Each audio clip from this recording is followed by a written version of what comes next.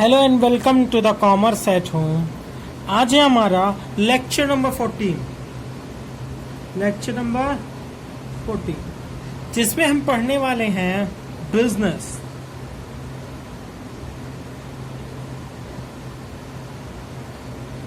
Business chapter क्या है? Chapter का नाम है बिजनेस मैनेजमेंट।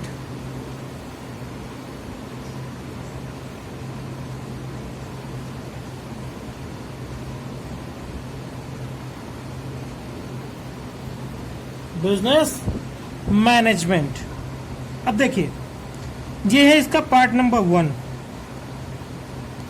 इस चैप्टर में हम 2 पार्ट बनाने वाले हैं, जो कि आज हम बनाने वाले हैं पार्ट नंबर 1 और कल हम भेजेंगे आपको पार्ट नंबर 2। ये है पार्ट नंबर 1, ठीक है। पहली बात हमको पढ़ना है कि बिजनेस मैनेजमेंट क्या होता है, बिजनेस मैनेजमेंट के फंक्शन क्या है और बिजनेस मैनेजमेंट लेवल क्या है। कौन कौन से लेवल पे बिजनेस मैनेजमेंट चलता है, लेवल ऑफ बिजनेस मैनेजमेंट, ठीक है। तो मैनेजमेंट के बारे में हमें सबसे पहले जानना पड़ेगा कि मैनेजमेंट का मतलब क्या होता है। किसी चीज को सही तरह से करने की प्रक्रिया को, एक प्रोसीजर में करने की प्रक्रिया को हम बोलते हैं मैनेजमेंट। कोई भी काम को करना है, उसको करने का एक तरीका होता है, उसी तरीके से किया जाना ही क्या कहलाता है? मैनेजमेंट कहलाता है। चलिए, बिजनेस मैनेजमेंट की हम डेफिनेशन लिख दे रहे हैं, फिर समझाते हैं। चलिए देखते हैं मीनिंग ऑफ बिजनेस मैनेजमेंट। व्यवसायिक प्रबंध का अर्थ, व्यवसायिक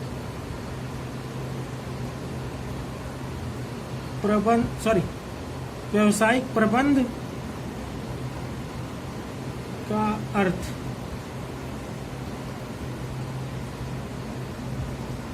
ठीक है। Business management is a scientific process. Scientific मतलब एक सिस्टम से, एक मैनर से, एक तरीके से, सिस्टमैटिक। बिजनेस मैनेजमेंट, व्यवसायिक प्रबंध क्या है? एक तरीके से, मतलब सिस्टमैटिक प्रोसेस है ऑफ प्लानिंग। प्लानिंग मतलब होता है नियोजन। हिंदी में क्या बोलते हैं? नियोजन।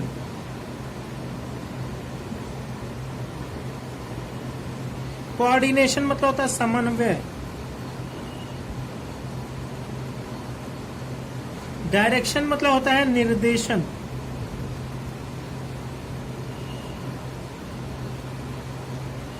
और कंट्रोल मतलब होता है नियंत्रण इत्यादि। अब पढ़ते हैं। Business management is a scientific process या सिस्टमैटिक प्रोसेस ऑफ प्लानिंग। कह रहा है एक सिस्टमैटिक प्रोसेस है मैनेजमेंट। किस चीज का? पहला तो प्लानिंग करिए। पहला, किसी भी चीज को करने के लिए एक उद्देश्य चाहिए। दूसरा, समन्वय, सबको इकट्ठा करना, सबको निर्देश देना और सब पे कंट्रोल करना। सब पे कंट्रोल करना। समन्वय मतलब एक दूसरे में व्यवहार बना के रखना। किसी से फूट नहीं है, किसी से डिस्प्यूट नहीं है। Business management is a systematic process of planning, coordination, direction, control etcetera. किसकी मदद से ये सारा काम करता है बिजनेस मैनेजमेंट? किसकी मदद है? With the help of group of person. मतलब मैनेजमेंट सिर्फ एक आदमी का प्रोसेस नहीं है, कई आदमियों के मिल के किया जाने वाला प्रोसेस है management. With the help of group of person to achieve, क्या पाने के लिए? ए प्री डिटरमाइंड ऑब्जेक्ट या गोल। प्री डिटरमाइंड ऑब्जेक्ट, हम पहले से जो तय करके रखे हैं। मान लो हमने एक बिजनेस स्टार्ट किया, हमने एक बिजनेस स्टार्ट किया और हम चाहते हैं कि हमारा सामान, हमारा जो गुड्स है वो इंटरनेशनल मार्केट तक जाए, इंटरनेशनल मार्केट्स तक जाए। अब बताइए, सबसे पहले हमें क्या क्या करना पड़ेगा भैया? प्लानिंग करनी पड़ेगी। प्लान करिए, सबसे पहले लोगों को इकट्ठा करिए, स्टाफिंग करिए, है ना, स्टाफिंग करिए, फिर उन लोगों को निर्देश दीजिए कि काम ऐसे ऐसे करना है। अच्छा, उसमें एक कंट्रोल, एक और है प्रोसेस, क्या है? कंट्रोल। भैया एक आदमी होगा जो पूरा बिजनेस में कमांड रखता है, जैसा वो कहेगा वैसा हर कोई करता है, तो कंट्रोल किसके पास रहेगा?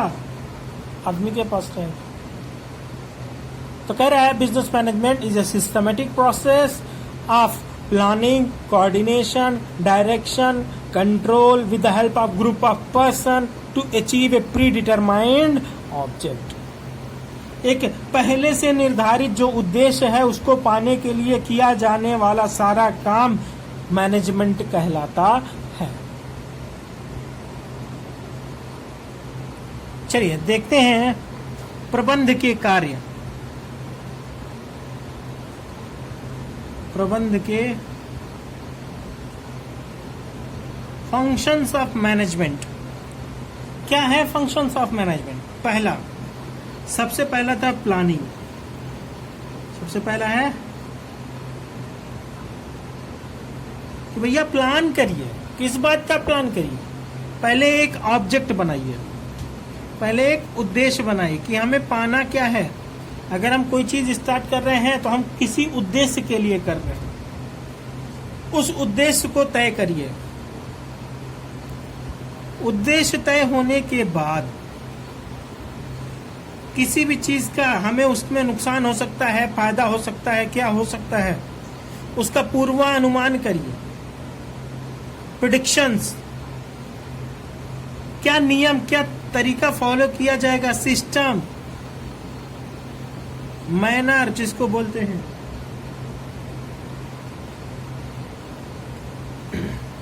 तो जब भी एक मैनेजमेंट या एक मैनेजर, हमारे बिजनेस में एक आदमी है जिसको हमने मैनेजर बनाया, मैनेजर बनाने के बाद क्या उसकी ड्यूटी खत्म हो गई? नहीं, अब उसकी ड्यूटी स्टार्ट हो रही है। क्या कि भैया पूछेगा ये बिजनेस किस काम के लिए है?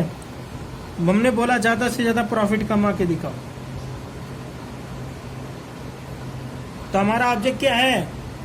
प्रॉफिट। अब इसके बिहाफ पे वो प्लान करेगा कि कौन कौन सी चीजें हम प्लान कर सकते हैं जिससे हमारे बिजनेस में प्रॉफिट ज्यादा से ज्यादा हो सके। ठीक है? या कोई भी चीज जिस काम के लिए, जिस उद्देश्य के लिए मैनेजमेंट किया जाता है, वो उस उद्देश्य के लिए प्लानिंग करी जाती है, नियोजन किया जाता है। दूसरी बात बताइए सर। संगठन, ऑर्गेनाइजेशन।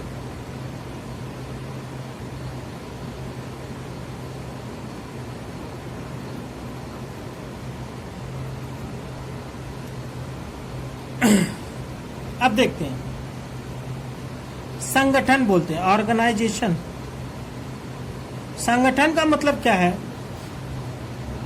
कि भैया ऐसे लोगों को, ऐसे मशीन्स को, या फिर ऐसी टेक्नोलॉजी लाइए जिससे हमारा ये उद्देश्य पूरा हो सके। हमने प्लान किया है, प्लान में उद्देश्य बनाया है, उद्देश्य के हिसाब से सिस्टम, मैनर बनाए हैं कि इस तरह से काम करना है। तो उसी बेसिस पे हम ऑर्गेनाइजेशन करते हैं कि ऐसे ग्रुप ऑफ पीपल को लेके आइए जो इस काम में माहिर हैं।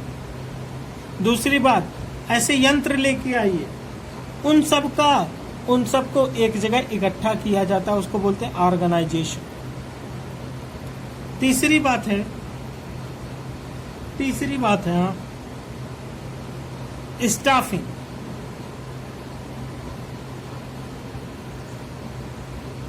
बोलते हैं नियुक्तियां।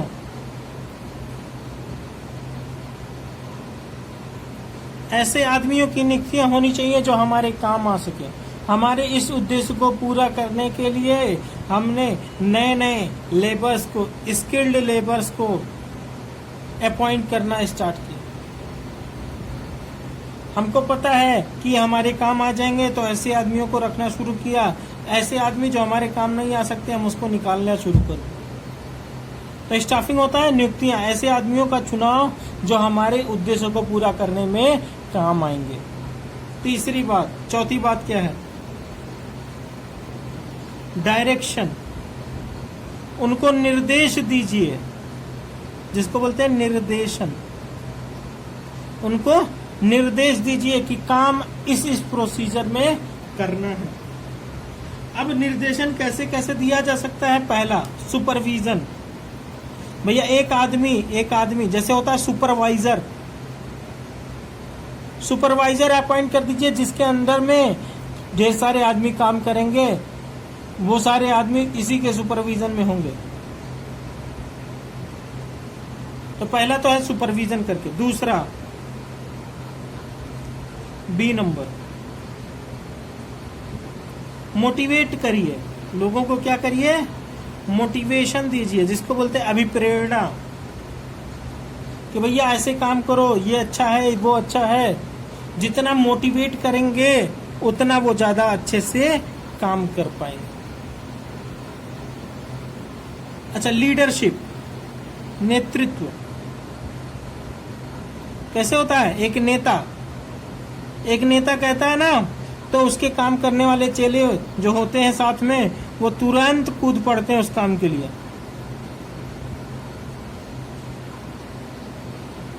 तो नेतृत्व में एक आदमी के नेतृत्व में रख दीजिए, सारे लेबर्स को काम करने में आसानी होगी। मान लो क्या करते हैं, एक आदमी है जिसको काम करने में थोड़ी परेशानी हो रही है। अब वो जाएगा जनरल मैनेजर के पास। क्या वो जाना चाहिए जनरल मैनेजर से पास? नहीं। एक लेबर आदमी क्या करने के लिए मिलने जाएगा इससे? ये बताता है अपने लीडर को या अपने सुपरवाइजर को। किस लिए बताता है? कि भैया ऐसी ऐसी परेशानी आ रही है, तो सुपरवाइजर इसका काम देख लेगा। ढेर सारे सुपरवाइजर हैं, तो सुपरवाइजर जाता है मैनेजर के पास, उसको कोई प्रॉब्लम होती है। तो ऐसे लेवल बने हुए हैं, अलग अलग लेवल पे काम किया जाता है। इसीलिए बोला गया group with the help of group of person. अच्छा, संप्रेषण, उनसे कांटेक्ट बनाए रखिए, तभी निर्देश दे पाएंगे। कम्युनिकेशन बोलते हैं उसको, संप्रेषण।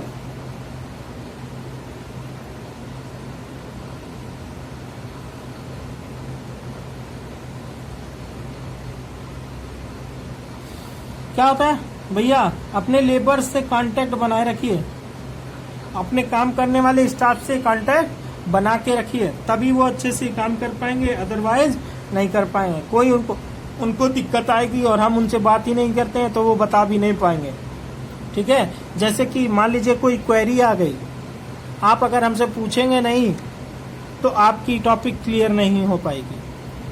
आपकी टॉपिक तभी क्लियर हो सकती है जब आप हमसे कम्युनिकेट करें, आप हमसे पूछें, हमसे जवाब मांगे, हमसे पूछें कायदे से, कहीं भी कमेंट बॉक्स में पूछें, व्हाट्सएप नंबर पे पूछें। ठीक है, व्हाट्सएप नंबर वैसे मेरा डिस्क्रिप्शन में होगा, कुछ भी पूछना होगा तो वहां से पूछ सकते हैं।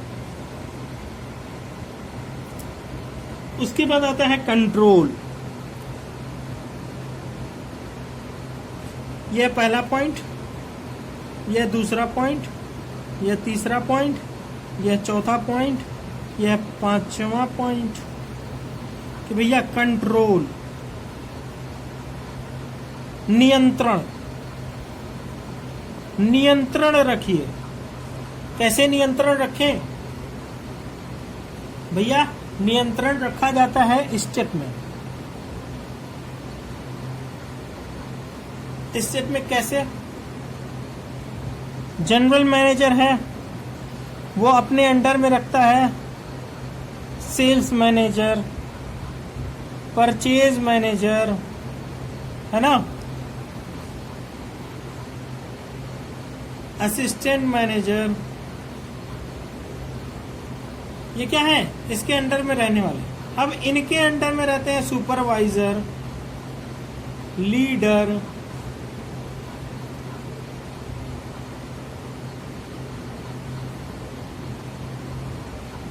इसको बोलते हैं डिसेंट्रलाइजेशन ऑफ पावर।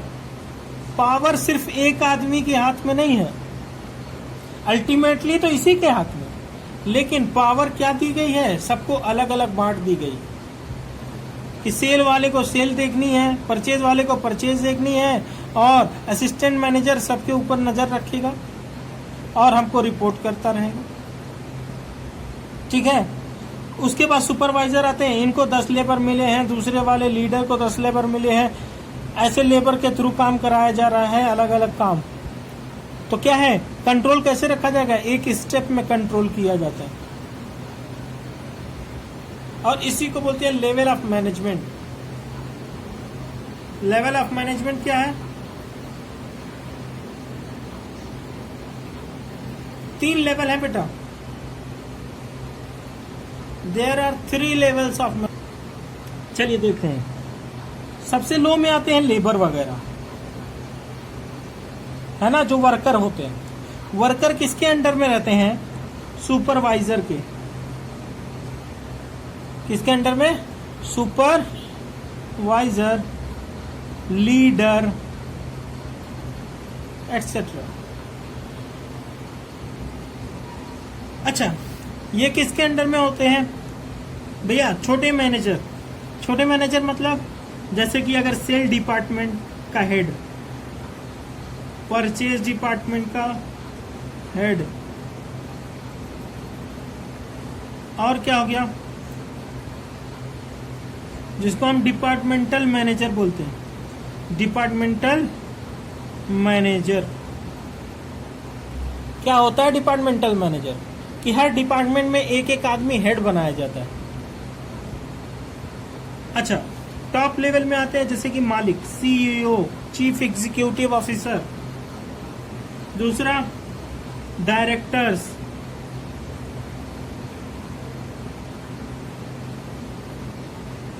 सबसे ऊंचे में भैया सबसे ऊंचे अधिकारी आते हैं जिसको बोलते हैं सीईओ। एक मालिक था, मालिक के अंडर में डिपार्टमेंट बने हुए हैं, परचेज का अलग डिपार्टमेंट, सेल का अलग डिपार्टमेंट, है ना, कॉरेस्पॉन्डेंस का अलग डिपार्टमेंट, ऑफिस अलग है। तो उसके हेड अलग अलग, उसको मिड लेवल ऑफ मैनेजमेंट में रखा जाता है। मध्य स्तरीय प्रबंध, मध्य स्तरीय प्रबंध, इसको क्या बोलते हैं, उच्च स्तरीय, इसको बोलते हैं मध्य स्तरीय, और इसको बोलते हैं निम्न स्तरीय। सबसे नीचे कौन आता है, सुपरवाइजर आता है, लीडर आता है ना। क्यों, क्योंकि यही लास्ट में लेबर के ऊपर कंट्रोल रखते हैं। लेबर अपनी दिक्कत इनसे बताते हैं, ये अपनी दिक्कत इनसे बताते हैं, ये अपनी दिक्कत इनसे बताते हैं, तब जाके प्रॉब्लम सॉल्व होती है। इसको बोलते हैं लेवल ऑफ मैनेजमेंट।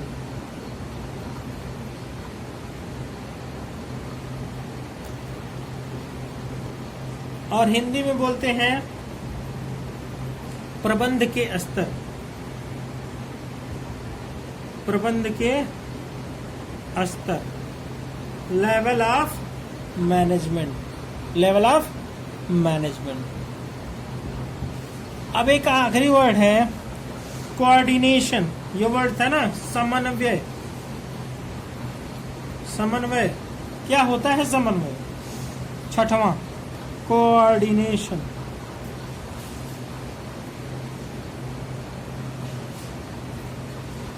समन्वय स्थापित करना मतलब